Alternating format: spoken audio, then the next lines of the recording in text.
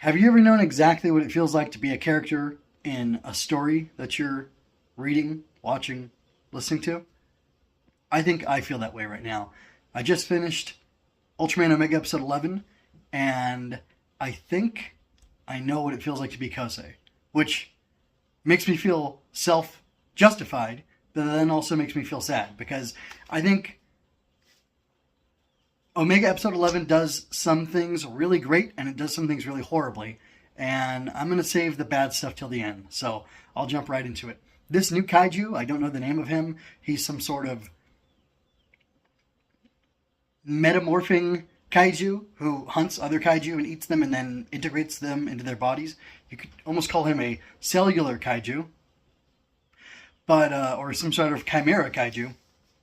And he kills and eats Grime, and he integrates Grime's physiology into himself, and he gets his little horns on his shoulder pad, and he also gets Grime's horn, and he uses it as a weapon to great effect. So when you just look at the design of this kaiju, he's scary looking, he's tough looking, he's creepy looking. He almost feels like, when I just first saw him, I thought, like, that's a horrifying, like, is this a horror episode? We had earlier, too, in the episode, these feelings of unease, and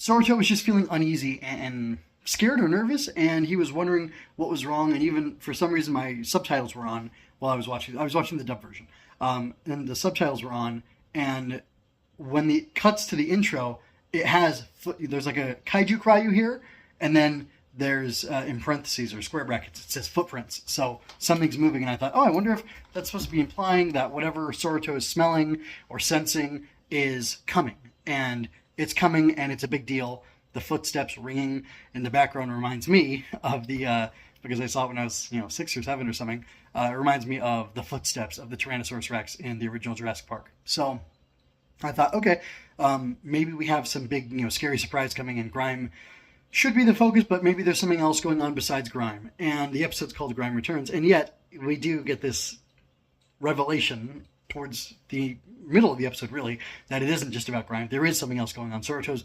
doubts were confirmed and valid, and he has a right to be acting like this. He has a right to be frustrated. But more important than that, it is actively setting up what's going on, which is the horror of this strange kaiju, which apparently then kills Omega at the end. It looks as if it killed Omega, but it didn't. He shrunk down, he's Soroto-sized again, and Kosei goes and he calls for him as he falls unconscious or dies in his arms while saying, "I'm glad you're okay," or something like that. And it was really effective. They did a really good job of making this kaiju scary, which is my point. And the apparently killing the Ultraman is one thing. Killing and eating Grime the way he did and integrating him into his body is horrible too.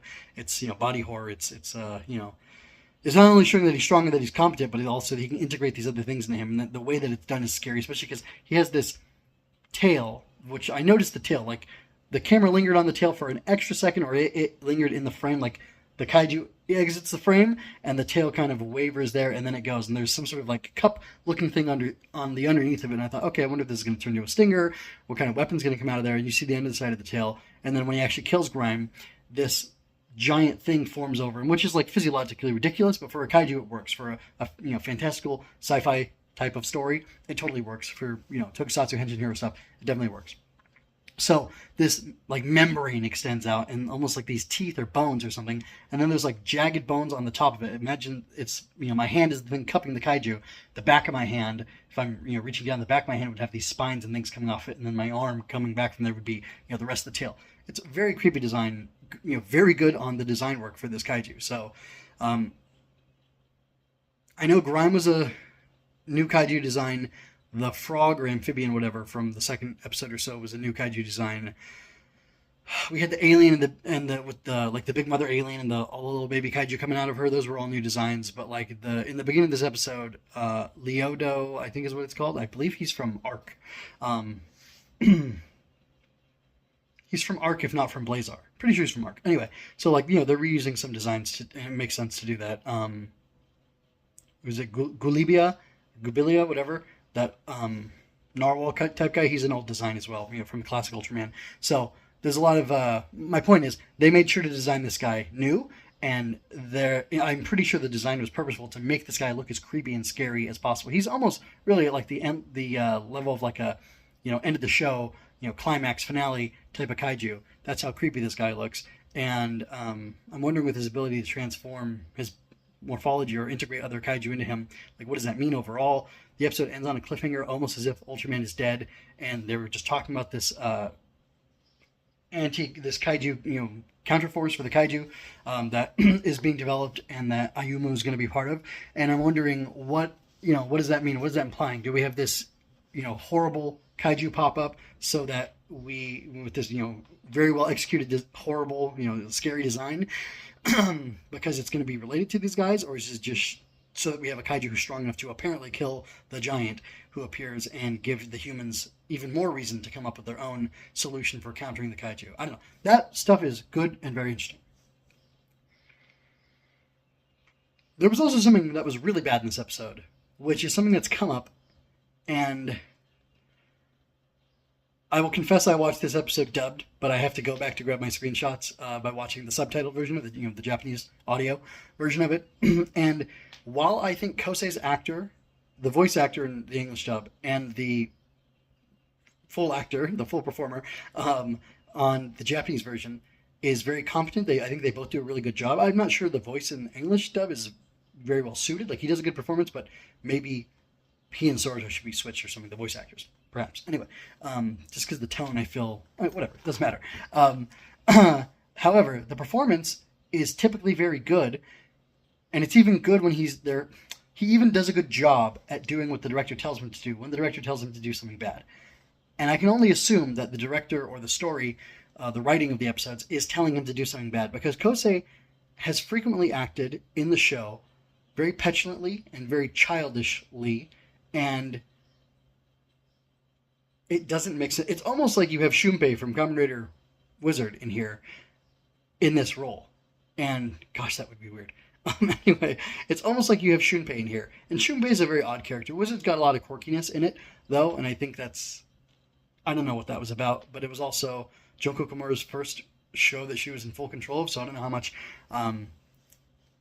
how much a writer gets to determine what their cast is like, but I don't know. Shunpei kind of makes sense, but kind of doesn't. Like, I've learned to accept Shunpei like I've learned to, I didn't hate Jar Jar. I didn't dislike Jar Jar as much as people said initially. Then I was told I had to hate him, so I did. But really, I do like Jar Jar. Jar Jar Binks, that is, from Star Wars. Anyway, and Shunpei's kind of on a similar level, where he's a weird character, but I mostly like him, but I just don't get certain choices that were made with him. But also, I think that could come down to Komura, unless the producers of the show have a lot more influence in what these supporting type of characters are like, which is ironic because right now I just watched episode 33 of Zetz, and the supporting cast in that show is fantastic. Even if a lot of emphasis is placed on Baku, what they do and how they carry themselves is very grounded, very real, very earnest, I'll say. Not necessarily realistic, but earnest within the context of the show and the universe that the show is taking place in.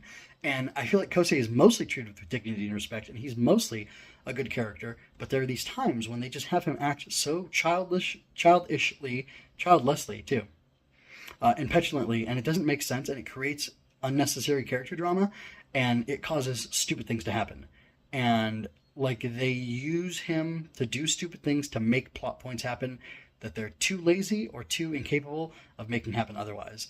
So you have absolutely awesome kaiju design and setup for this horror sequence, I'm calling it, of Omega being defeated by this terrifying monster, which consumes another monster, another kaiju. And then you have this, what they're making Kosei do, which doesn't make any sense and doesn't really work.